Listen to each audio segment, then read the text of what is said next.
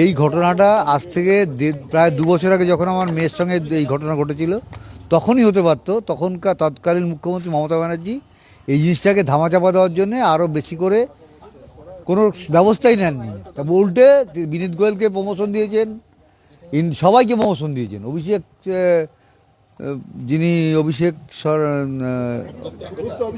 অভিষেক গুপ্তা, তার তো কোনো জানি না কোথায় উনি ডিউটি করছেন এখন। হ্যাঁ হ্যাঁ হ্যাঁ হ্যাঁ হ্যাঁ, এইগুলো তখন তৎকালীন মুখ্যমন্ত্রী করেননি।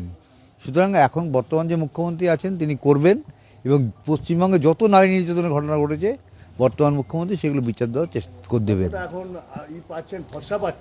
আমরা তো আমাদেরও লড়াই করে আসছি, অবশ্যই ভরসা পাওয়ার জন্য, বিচার পাওয়ার জন্যই লড়াই চালাচ্ছি। লড়াই আমাদের চলতে থাকুক যতদিন আমরা বিচার না পাবো। বলছি এই যে 3 IPS তাদেরকে সাসপেন্ড করলো, এটা কি বলবেন? এটা তো প্রথম থেকেই বিনীত গোয়েল তো প্রেজেন্ট থেকে আমাদের ওই সেমিনার রুমে ঢুকতে দেয়নি। বিনীত গোয়েলের একটা ফোন বাড়িয়ে দিয়েছে, মুখ্যমন্ত্রীর সঙ্গে কথা বলুন। মুখ্যমন্ত্রীর সঙ্গে কথা না বলা পর্যন্ত আমাদের মেয়ের মুখটাও দেখতে দেওয়া হয়নি। 3.5 ঘন্টা আমাদের আটকে রাখা হয়েছে। অমানবিক নির্যাতন এই বিনীত গোয়েলের নেতৃত্বে ঘটেছিল, এই জন্য বিনীত গোয়েল শাস্তি পেয়েছে। শুভেন্দু অধিকারী আপনার বাড়িতে এসে কথা দিয়ে গেছিল, কথা কি রাখলেন? আরও অনেক দূর যেতে হবে বিচার করতে গেলে, অবশ্যই রাখবেন।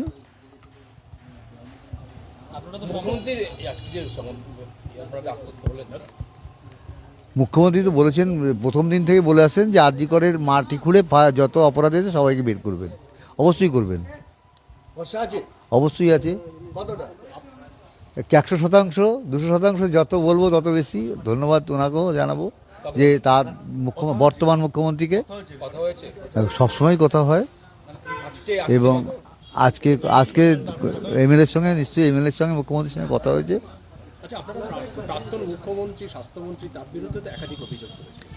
উনি তো বিচার দিতে পারতেন, বিচার দিলে আজকে প্রাক্তন মুখ্যমন্ত্রী মমতা ব্যানার্জি বিচার দিতে পারতেন, স্বাস্থ্যমন্ত্রী, পুলিশ মন্ত্রী, কিন্তু তিনি দেননি। এই সিস্টেমগুলো তখন তিনি নিতে পারতেন, উনি নিতে চাননি। মানে ব্যাপারটাকে আরও ধামাচাপা দেওয়ার চেষ্টা করেছেন।